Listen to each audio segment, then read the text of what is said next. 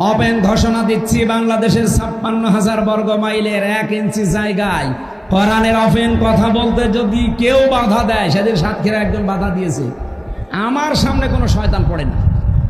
যদি কোনো জায়গায় পায় না, একেবারে জায়গায় কবর দিয়ে দেব, তাও বিসমিল্লাহি ওয়া আলা মিল্লাতি রাসূলিল্লাহ ছাড়া কোনো ছাড় নেই। আর কারণ ওর জন্য বিসমিল্লাহ পড়েও লাভ নেই, আলা মিল্লাতি রাসূলিল্লাহ পড়েও লাভ নেই।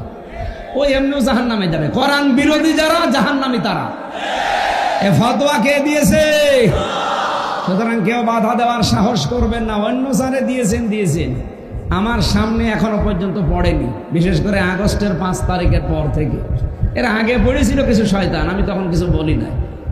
এখন যদি পড়েন, আমি একেবারে আল্লাহু আকবার বলে ওই ওদের সে পাঁঠা জবাই করে যেভাবে, ওরা তো আল্লাহু আকবার বলে না।